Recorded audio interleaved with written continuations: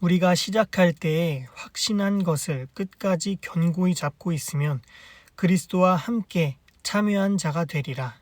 성경에 일렀으되 오늘 너희가 그의 음성을 듣거든 격노하시게 하던 것 같이 너희 마음을 완고하게 하지 말라 하였으니 듣고 격노하시게 하던 자가 누구냐? 모세를 따라 애굽에서 나온 모든 사람이 아니냐? 또 하나님이 40년 동안 누구에게 노하셨느냐? 그들의 시체가 광야에 엎드러진 범죄한 자들에게가 아니냐? 또 하나님이 누구에게 맹세하사 그의 안식에 들어오지 못하리라 하셨느냐? 곧 순종하지 아니하던 자들에게가 아니냐? 이로 보건대 그들이 믿지 아니함으로 능히 들어가지 못한 것이라. 아멘. 오늘 믿음으로 사는 것이라는 제목으로 은혜를 나눠보겠습니다. 믿음으로 사는 것. 제가 오랜만에 말씀을 준비하고 또 전하면서 내가 믿음으로 사는 것이 무엇인가에 대해서 스스로 먼저 정리하는 시간을 가졌고 또 저의 삶 속에 믿음으로 살았던 시간들 또 그런 경험들이 어떠한 순간이 있었는지 오늘 이 시간 나누고자 하고 그리고 마지막으로 여러분도 믿음으로 살 수 있도록 권면드리는 귀한 시간이 되기를 바랍니다. 첫째, 믿음으로 사는 것이 진정한 신앙입니다. 이러한 주제로 먼저 말씀을 나눠보겠습니다. 믿음으로 사는 것이 진정한 신앙입니다. 히브리서 3장 19절 말씀 한 절만 다시 읽어보도록 하겠습니다. 이로 보건대 그들이 믿지 아니함으로 능히 들어가지 못한 것이라. 아멘. 오늘 히브리서 기자는 가나안 땅에 들어가지 못한 이스라엘 백성에 대해서 이렇게 표현합니다. 이로 보건대 그들이 믿지 아니함으로 능히 들어가지 못한 것이라. 이스라엘 백성들이 가나안 땅에 들어가지 못한 것이 믿지 아니함으로 그들이 능히 들어가지 못했다고 하나님 말씀이 증거하고 있습니다. 제가 저의 삶을 잘 돌아보면서 성경 따로, 삶 따로가 아니라 삶의 말씀이 적용되어야 한다는 것을 매 순간 참 많이 잊고 지낸 것 같습니다. 말씀을 믿음으로 내가 이겨내고 성취해야 되는데 순간순간 나에게 찾아오는 그러한 두려움들과 어려움들이 믿음으로 살지 못하도록 나를 방해하고 성경 따로의 삶 그리고 삶 따로의 삶을 살게 된 것 같습니다. 그런데 그것이 아니라 믿음으로 사는 것이 말씀을 삶에 적용하는 것이 진정한 신앙이라는 것을 오늘 여러분들에게 전달하고자 합니다. 제가 1년 동안 교회를 잠시 사임한 후에 스스로 돌아보는 시간을 가졌습니다. 성도들이 어떻게 살아가는지 또 어떤 생각을 하는지 많이 깨닫고 경험하였습니다. 제가 제 스스로를 돌아보면서 내가 사역자로서 하나님 말씀을 전하였고 또 말씀대로 살아야 한다고 전하긴 하였지만 스스로 깨닫기를 말만 청산유수했구나. 말만 기름졌구나. 이런 생각을 하게 되었습니다. 삶 속에서 말씀이 적용되면서 살아가는 것이 신앙인데 저 역시 말씀 전할 때 따로 또 제 삶 가운데 따로인 삶을 살았었습니다. 그래서 1년 동안 저 스스로를 돌아보면서 말씀을 삶에 적용하면서 사는 것이 진정한 신앙이고 어떤 어려움이 있어도 그 상황 가운데 말씀을 적용하고 사는 것이 신앙이라고 확신을 하게 되었습니다. 사실 처음에는 적응이 어려웠습니다. 말씀으로 산다는 것이 어려운 상황이 닥치거나 제 스스로 두려운 상황이 닥쳤을 때 말씀으로 사는 것이 정말 결코 쉽지 않았습니다. 그래서 제가 사역자로서 성도님들께 말씀으로 살읍시다. 이렇게 살아봅시다. 이렇게 이야기했던 게 결코 가볍게 이야기할 수 있는 부분이 아니라는 것을 스스로 깊이 성찰하게 되었습니다. 말씀으로 살아봅시다. 이렇게 말하는 것이 깊은 내공이 쌓여서 하나님의 은혜로 살아갈 수 있는 것인데 그냥 가볍게 말씀으로 살아보세요. 믿음으로 살아보세요. 가볍게 이야기할 수 없다는 것을 이제는 깊이 깨달았습니다. 제가 지난 1년의 시간을 지나면서 처음엔 어려웠지만은 말씀을 삶에 점차 적용하고 제 삶 가운데 몇 가지 간증들이 생겼습니다. 제가 마태복음 15장 25절부터 28절 말씀을 여러분들에게 읽어드리고 믿음의 치유에 대한 간증을 여러분들께 나눠드리고자 합니다. 마태복음 15장 25절로 28절입니다.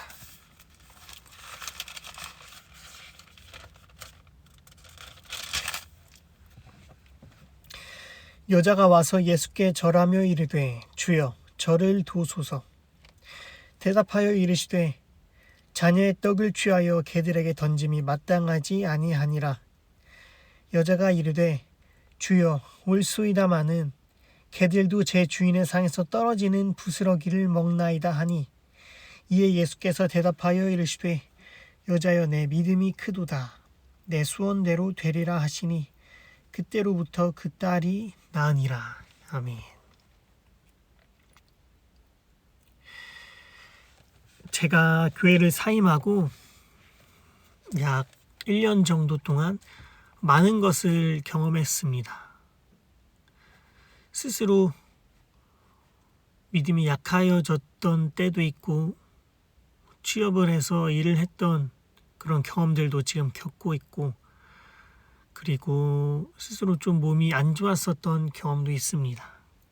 큰 병도 있고 작은 질병도 있고 그런데 오늘 제가 두 가지 질병의 치유에 대한 간증을 좀 나눠드리도록 하겠습니다.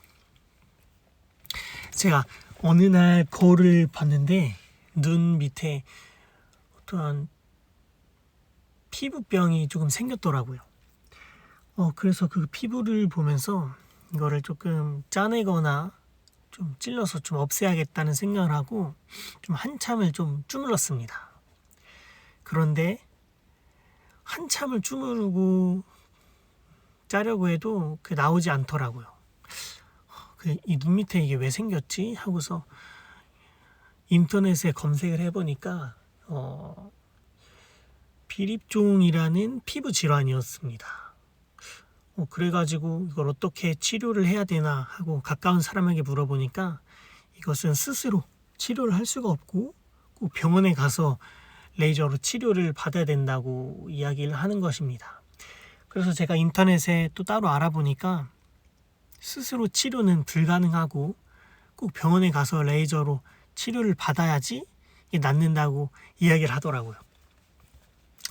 그래서 제가 병원에 가야 하나 이런 고민이 들고 있는 와중에 하나님께 기도를 해보기로 마음먹었습니다. 제 눈에 손을 얹고 하나님, 제 눈 밑에 있는 이 피부 질환 하나님께서 치료하여 주세요. 자, 간절히 기도하고 거울을 봤습니다. 그대로더라고요. 그래서 한 번만 기도한 게 아니라 하루 이틀, 3일, 일주일 제가 그 피부를 보면서 계속 기도를 했습니다.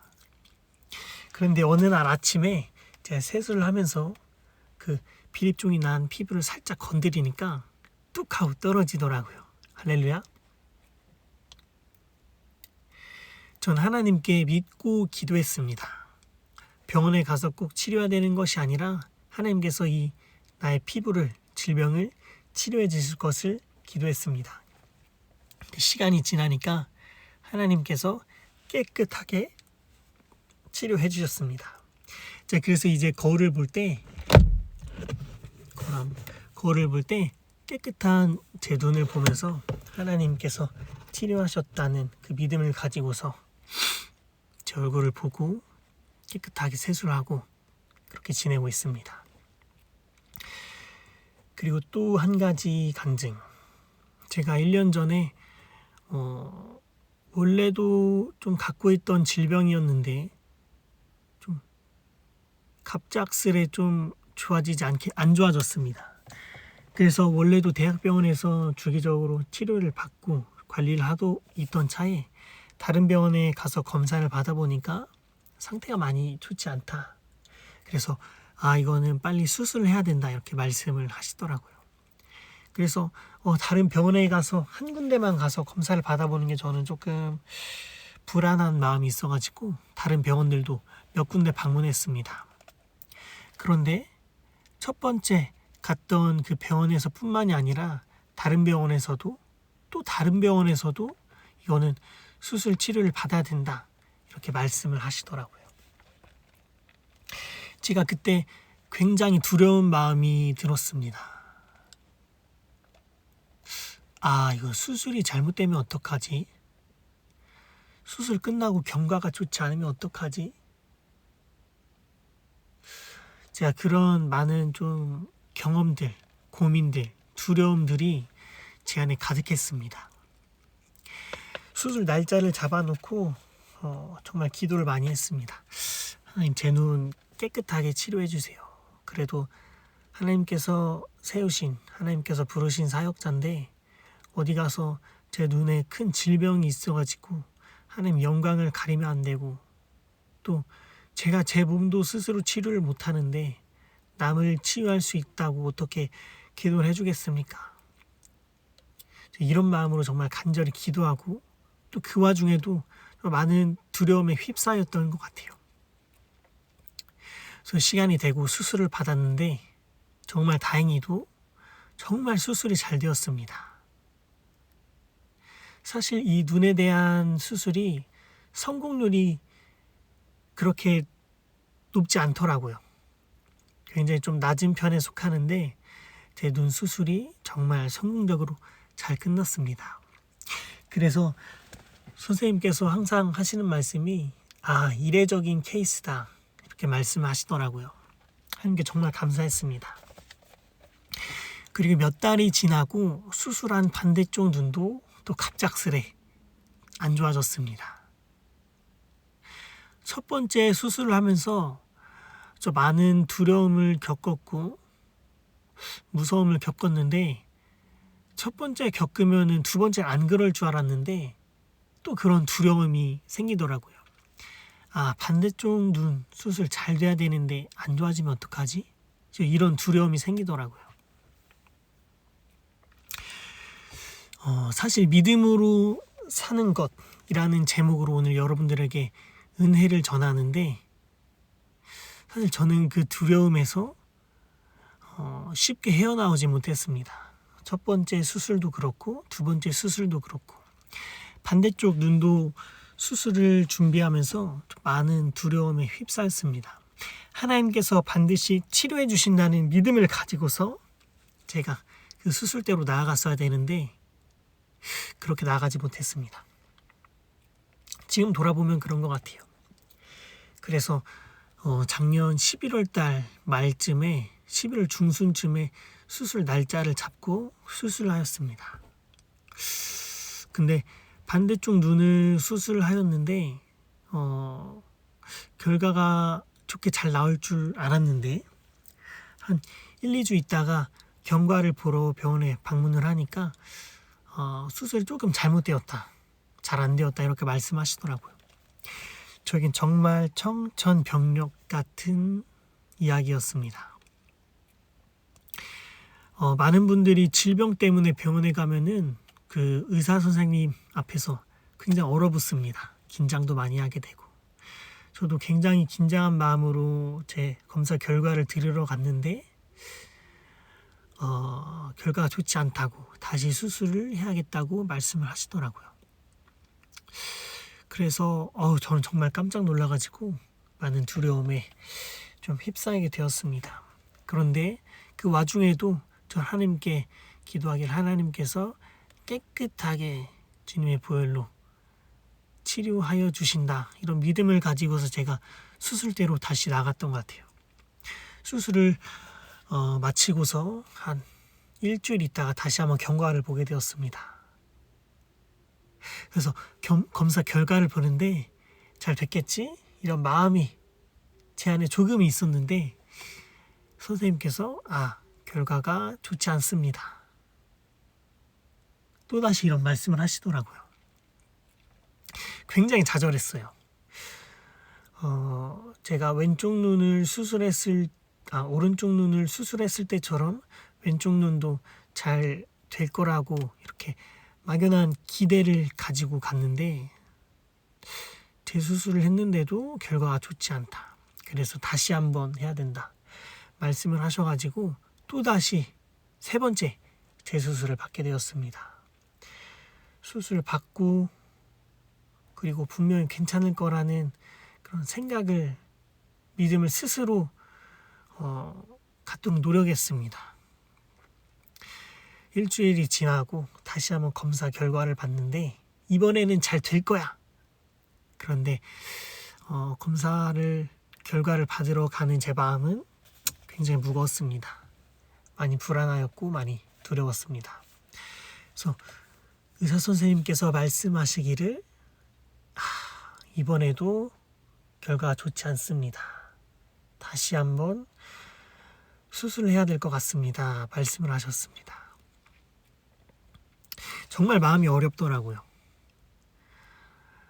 제가 하나님께 기도도 하였고 하나님께서 들어주실 줄 알았는데 3번이나 수술했는데도 좋지 않다고 말씀하셔서 너무 마음이 어렵더라고요. 그래서 한 번 더 수술을 해야 되는데 선생님께서 이렇게 말씀하시더라고요. 재수술은 할 수도 있지만 계속해서 수술에 실패하게 되면은 수술 결과가 좋지 않을 가능성이 매우 높아진다. 제가 그래서 그 이야기를 듣고 사실 똑같이 기도했습니다. 하나님, 제 눈 깨끗하게 치료하여 주시고 하나님 사역 잘 감당할 수 있게 하여 주세요. 잘 기도하였습니다. 그래 4번째 수술을 마치고서 일주일 동안 집에서 안정을 취하였습니다. 소파에 누워가지고 정말 아무것도 안 하고서 그냥 천장만 보면서 누워 있었습니다. 하나님, 치료해 주세요. 제가 믿음으로 선포합니다. 예수님께서 채찍에 맞으신 것, 우리를 치료하시고 우리를 구원하려 하신 그 채찍, 제가 그 채찍을 믿음으로 받아들입니다. 일주일 동안 소파에 누워서 천장만 바라보면서 가만히 있었습니다. 그리고 검사 결과를 들으러 갔는데 정말 다행히도 수술이 잘 되었다고 말씀하셨습니다. 할렐루야. 제가 4번의 재수술 그리고 또 한 번의 수술을 겪으면서 정말 많은 것들을 깨달았습니다. 예수님께서 채찍에 맞음으로 우리가 나음을 입었다. 이 말씀을 내가 진짜 믿고 사는가? 진짜 믿고 수술 받았는가? 정말 믿고서 그 결과를 기다렸는가? 스스로 많이 돌아보게 되었어요. 그래서 총 5번 수술하는데 스스로 이런 생각 들었습니다.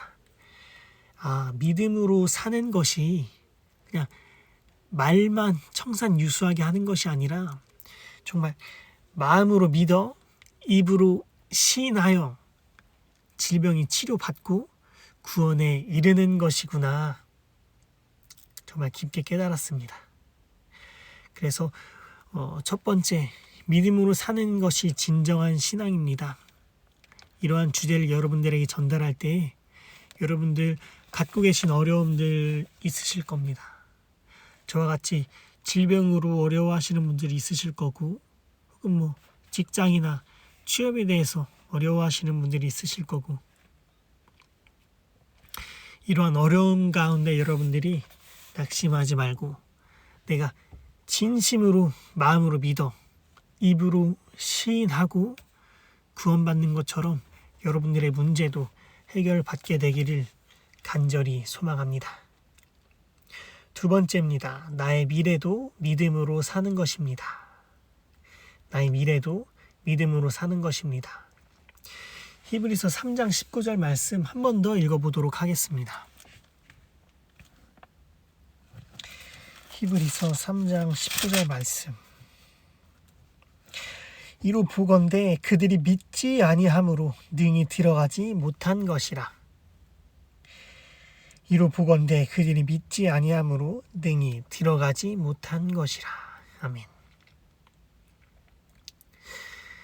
믿음으로 사는 것은 정말 삶 가운데 믿음으로 사는 것입니다. 하나님 말씀을 나의 삶에 적용해서 그 말씀을 믿음으로 사는 것. 그런데 오늘 본문 말씀은 믿음으로 살지 못하였기 때문에 가나안 땅에 능히 들어가지 못하였다고 이야기합니다. 여러분들에게 이러한 주제를 좀 전달하면서 저의 미래를 믿음으로 좀 설계를 해보기를 소망합니다. 우리의 미래도 믿음으로 사는 것이다. 제가 지금은 신학대학원을 졸업하고 이렇게 말씀을 전하지만 제가 신학교 다닐 때부터 저에게 주신 하나님 마음이 있었습니다.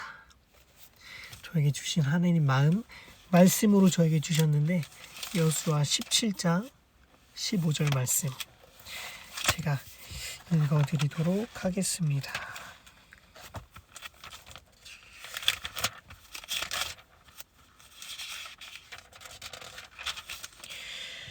여호수아 17장 5절 말씀 17장 15절입니다. 여호수아가 그들에게 이르되 네가 큰 민족이 되므로 에브라임 산지가 내게 너무 좁을진데 브리스 족속과 르바임 족속의 땅 산림에 올라가서 스스로 개척하라 하니라. 아멘. 네, 신학교 다닐 때부터 하나님께서 저에게 개척하라는 마음을 많이 주셨습니다. 개척이 정말 쉬운 게 아니고 하나님께서 주신 마음으로 개척을 해야 한다는 것을 저 스스로 지금은 정말 많이 돌아보는데 그때 개척 생각하면은 그 마음이 뜨거워졌던 것 같아요. 하나님께서 개척하라는 말씀도 주셨고 마음도 주셨으니 개척해야겠다. 그런데 개척이라는 게 사실 쉬운 게 아니잖아요. 그런데 그런 어려움을 알고 있음에도 불구하고 그런 개척하라는 마음을 저에게 항상 강하게 주셨습니다. 신학교 다닐 때, 신학대학원 들어갈 때, 그리고 신학대학원을 졸업한 지금도 하나님께서 개척하라는 마음을 정말 강하게 주셨습니다. 그래서 어떤 교회를 개척하느냐? 교단에도 얽매이지 말고 침례교, 장로교, 감리교, 성결교 이런 교단에도 전혀 얽매이지 말고 사람에도 얽매이지 말고 입김이 센 사람, 봉사를 잘하는 사람, 헌금을 많이 하는 사람, 직분이 높은 사람 이런 사람에도 전혀 얽매이지 말고 또 교회 건물에도 얽매이지 말고 이렇게 외관이 크거나 좋은 위치에 있거나 인테리어가 예쁘거나 시설이 좋거나 이런 거에도 전혀 얽매이지 말고 성경이 증거하는 순수한 사도행전의 교회를 개척하라고 저에게 그러한 마음을 주셨습니다. 성경이 증거하는 성령이 살아 숨쉬는 순수한 사도행전의 교회. 그래서 저에게 그런 마음을 주셔가지고 제가 믿음으로 준비하기로 마음먹었습니다. 그래서 사실 지금 이렇게 설교를 하는 것도 그런 마음을 주셨기 때문에 쉽지 않다는 것을 제가 잘 알고 있습니다. 그러나 하나님께서 저에게 그런 믿음을 주셨기 때문에 제가 개척을 이렇게 준비하고 시작을 하게 되었습니다. 믿음만 있으면 어떻게 다 돼요? 아니요, 성경은 그렇게 이야기하지 않습니다. 성경은 이렇게 증거하고 있습니다. 히브리서 11장 8절로 10절 말씀입니다.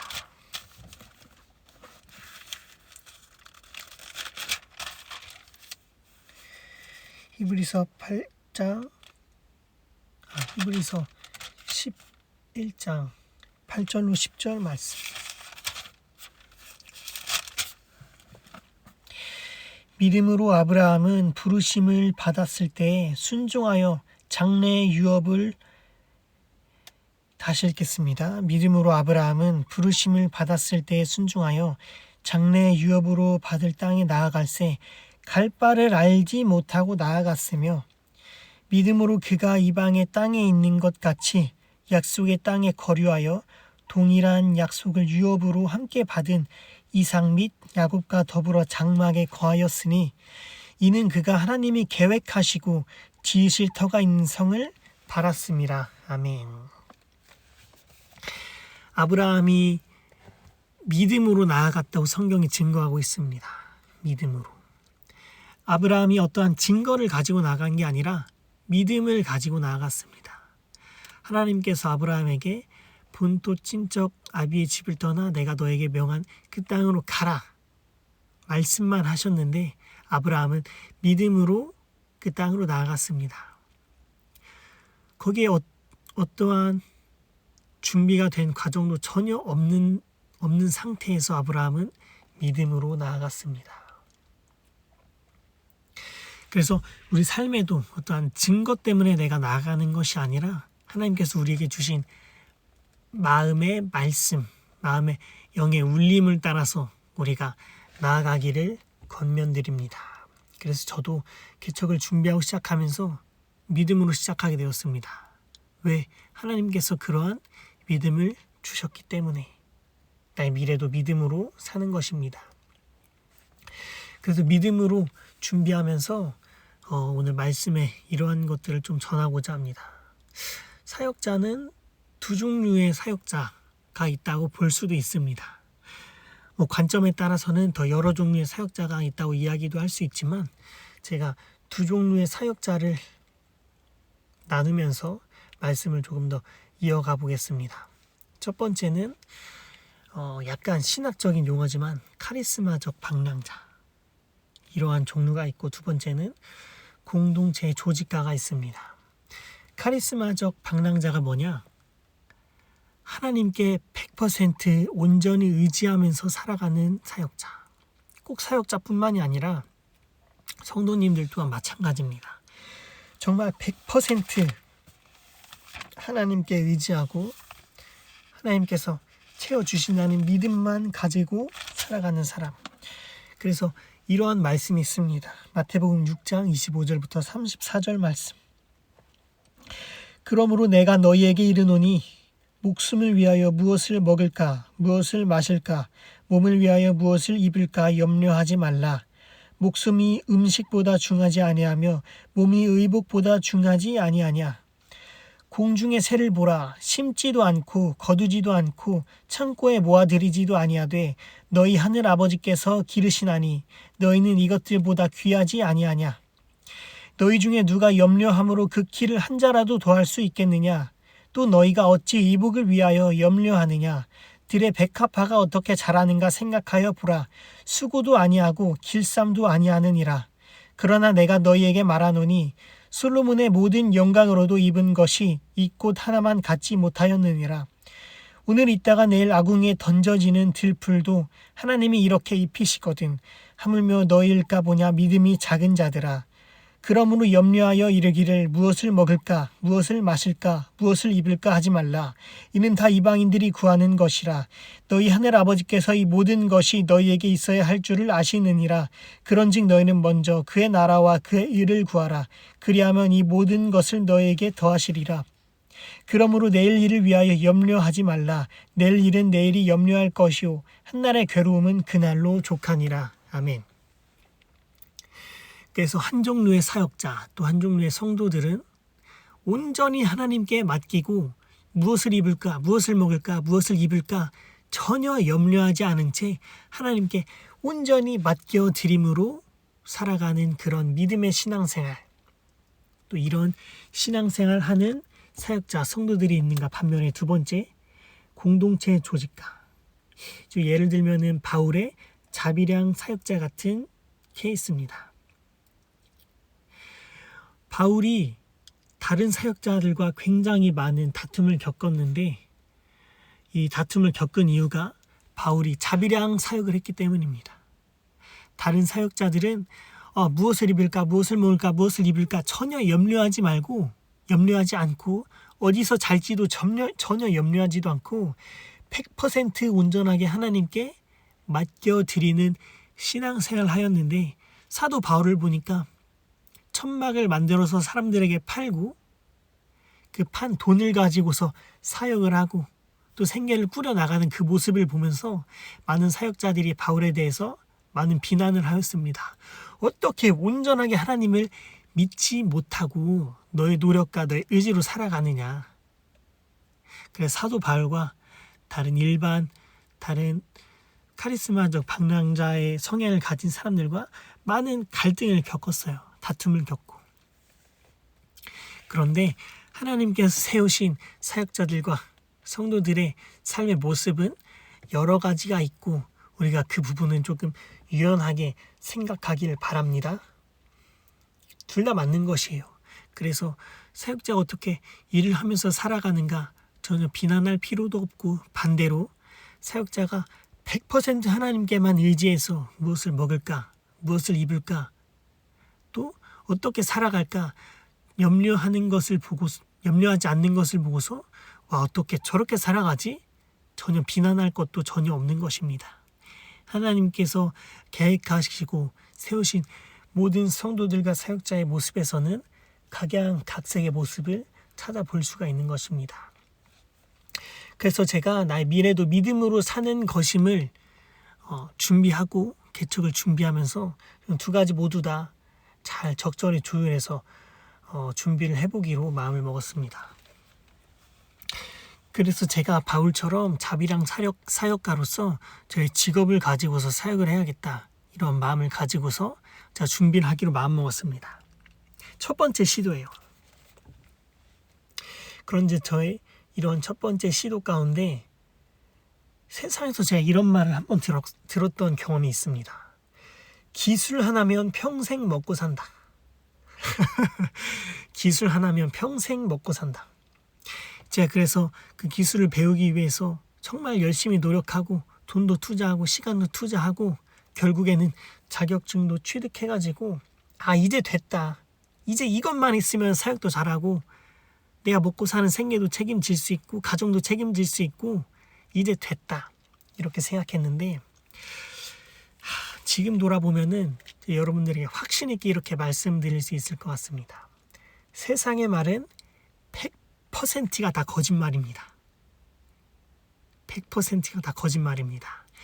99.9% 세상의 말이 거짓이 아니라 100%가 다 거짓말입니다. 제가 이 얘기를 굉장히 좀 나이가 지긋하신 분에게 들었거든요. 기술 하나만 있으면 평생 먹고 산다. 그래서 어떠한 전공이 있고 어떠한 학벌이 있고 어떠한 배경이 있든지 기술 하나만은 꼭 배워놔야 된다. 왜? 기술만 있으면 먹고 사니까. 그런데 세상의 말은 100% 거짓입니다. 조금도 믿을 것이 아닙니다. 그래서 제 생각대로 자격증만 있으면은 이런 일할 수 있는 배경만 있으면은 다 해결될 줄 알았는데 전혀 그렇지 않았습니다. 세상은 나를 구원할 수 없습니다. 세상은 나를 책임질 수 없습니다. 세상은 전혀 조금도 0.01%도 의지의 대상이 아니라는 것을 제가 뼈저리게 깨닫게 되었습니다.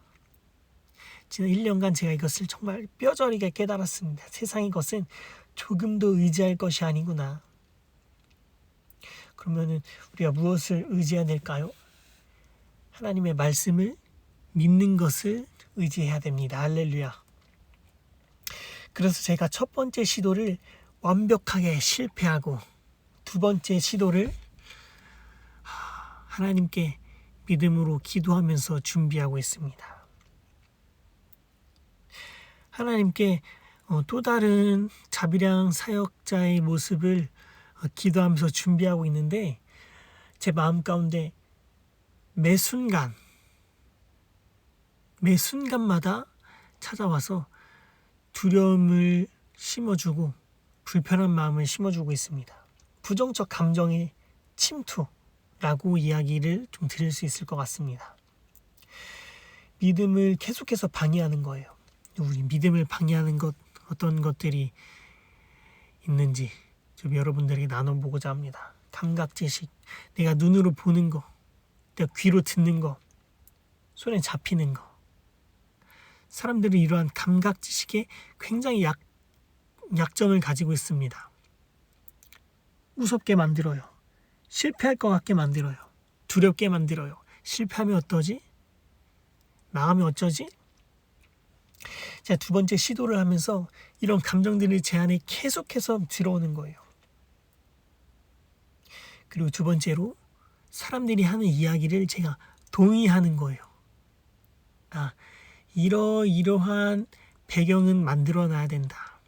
계속해서 그 이야기를 동의하는 거예요.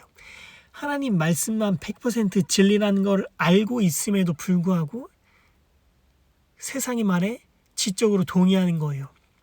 그리고 제가 계속해서 잘못된 고백을 하게 만드는 거예요. 어려울 것 같다. 좀 실패할 것 같다. 이게 성공하기 정말 좁은 길일 것 같다. 그런데 이런 부정적 감정이 침투할 때 감각지식으로, 지적 동의로, 잘못된 고백으로 나의 믿음에 침투할 때 저와 정말 가까운 동역자가 항상 저에게 이렇게 이야기해 주곤 합니다. 하나님의 말씀을 고백하면서 살아보세요. 전사님 지금 말씀 전하고 있진 않지만 책상에 앉아서 말씀을 잘 적어보면서 말씀을 믿어보세요. 말씀을 읽어보면서 말씀에서 용기를 찾아보세요. 그래서 제가 항상 읽으면서 묵상하는 12가지의 믿음의 고백들이 있습니다. 첫째, 나는 할 수 없다는 말을 2번 다시 하지 않겠다. 둘째, 나는 없다, 부족하다는 말을 2번 다시 하지 않겠다. 셋째, 나는 두렵다는 말을 2번 다시 하지 않겠다. 넷째, 나는 의심의 말과 믿음이 없다는 말을 2번 다시 하지 않겠다. 다섯째, 나는 약하다는 말을 2번 다시 하지 않겠다. 여섯째, 나는 사단이 내 삶을 주관하게 하는 말을 2번 다시 하지 않겠다. 일곱째, 나는 패배의 말을 2번 다시 하지 않겠다. 여덟 번째, 나는 지혜가 부족하다는 말을 2번 다시 하지 않겠다. 아홉 번째, 나는 질병이 내 삶을 지배하게 하는 말을 2번 다시 하지 않겠다. 열 번째, 나는 염려와 걱정, 근심, 좌절의 말을 2번 다시 하지 않겠다. 11번째, 나는 속박과 묶임의 말을 2번 다시 하지 않겠다.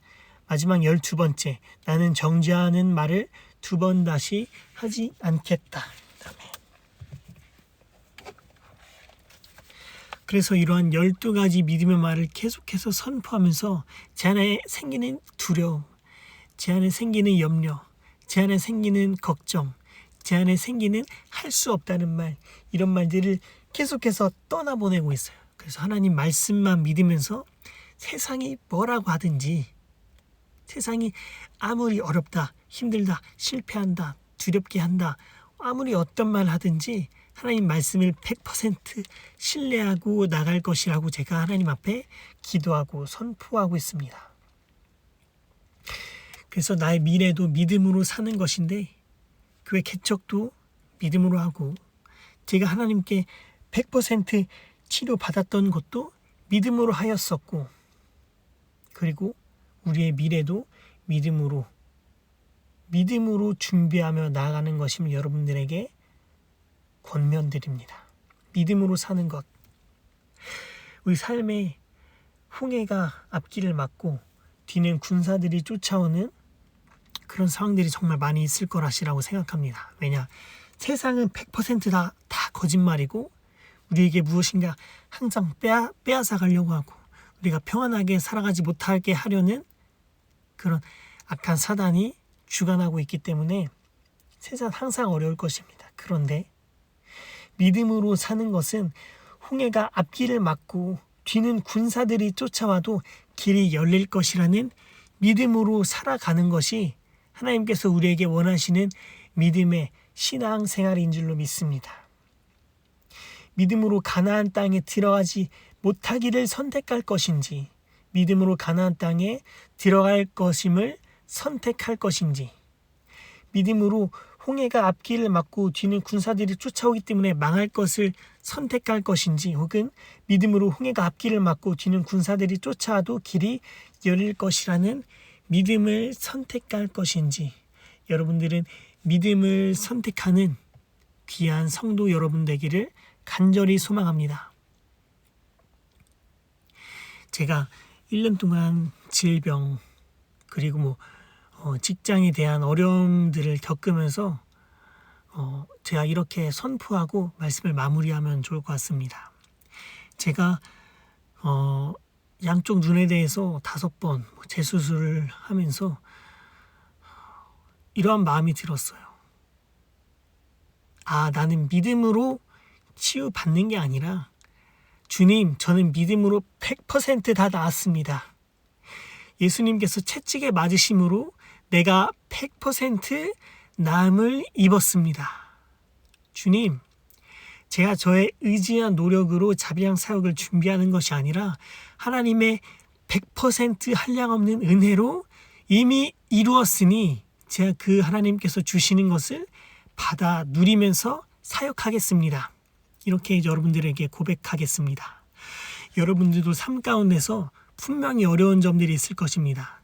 질병으로 어려운 점이 있을 것이고, 직장이나 취업으로 어려운 점이 있을 것이고, 여러분들의 관계로 어려운 점이 있을 것이고, 그런데 그러한 어려움들을 해결해 주신다, 이 정도 믿으면서 끝나는 것이 아니라 예수 그리스도께서 채찍에 맞음으로 우리가 나음을 입었고 질병을 치료하셨고 우리를 구원하셨고 문제를 모두 다 해결하셨다는 믿음으로 여러분들이 살아가기를 예수 그리스도의 이름으로 간절히 기도드립니다. 기도하겠습니다. 하나님 아버지, 이 말씀 가운데 하나님께서 믿음을 허락하여 주셨사오니 저의 삶 가운데 믿음으로 항상 선포하며 나갈 것을 주님께 고백합니다. 주님, 함께 하신 것을 저희가 믿음으로 또다시 고백합니다. 우리가 어디를 가든지 무엇을 먹든지 무엇을 입든지 어디서 자든지 우리가 이런 것들을 전혀 걱정하지 않고 온전히 주님께 맡김으로 주님께서 기뻐하시는 승리의 신앙생활 되는 저희 모두가 될 수 있도록 예수 그리스도의 이름으로 간절히 기도드리옵나이다. 아멘.